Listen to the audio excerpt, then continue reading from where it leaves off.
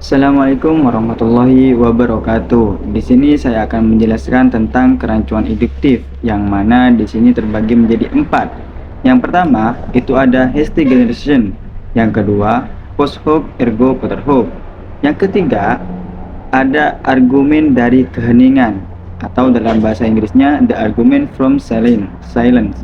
Yang keempat selective evidence.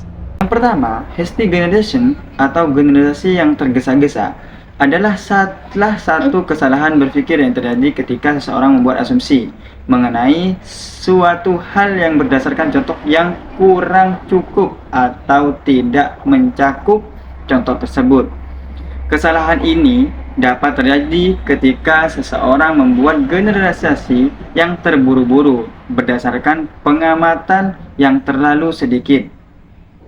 Contohnya, semisal seseorang yang beranggapan bahwa semua orang yang beragama Islam adalah teroris hanya karena ia pernah mendengar beberapa kasus terorisme yang dilakukan oleh orang yang beragama Islam. Nah, dari sini dapat kita simpulkan bahwasannya kesimpulan di atas itu kesimpulan yang terburu-buru. Karena apa?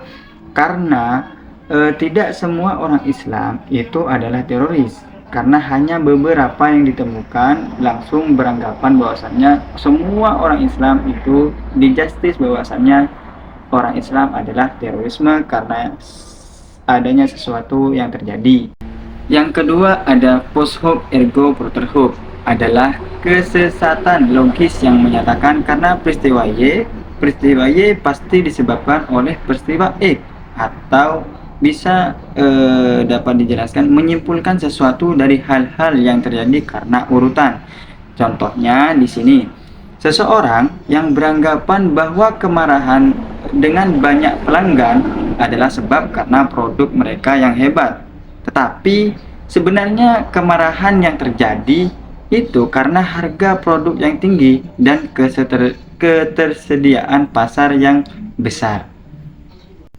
Yang ketiga, kerancuan argumen dari keheningan, the argument from silence, terjadi ketika seseorang mengasumsikan kebenaran suatu pernyataan berdasarkan ketiadaan bukti. Diamnya seseorang atau tidak adanya penjelasan apapun dari suatu kejadian yang mendukung pernyataan tersebut. Berikut contoh dari the argument from silence. Misalnya, Alex senyum terhadap Siska, berarti Mas Alex suka terhadap Siska. Belum tentu juga, karena di balik senyuman Mas Alex tidak ada sebuah kejelasan yang mana senyum sendiri memiliki banyak pengertian. Yang keempat, kerancuan selektif evidence terjadi ketika seorang memilih bukti yang mendukung pernyataan dan menolak bukti yang tidak mendukung pernyataannya. Contohnya, seseorang yang mengklaim bahwa suatu produk sangat efektif hanya berdasarkan beberapa testimoni yang mendukung klaim tersebut, sementara mengabaikan testimoni lain yang tidak mendukung klaim tersebut.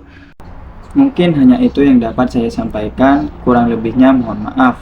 Wallahul muwaffiq ila aqwamit thoriq. Wassalamualaikum warahmatullahi wabarakatuh.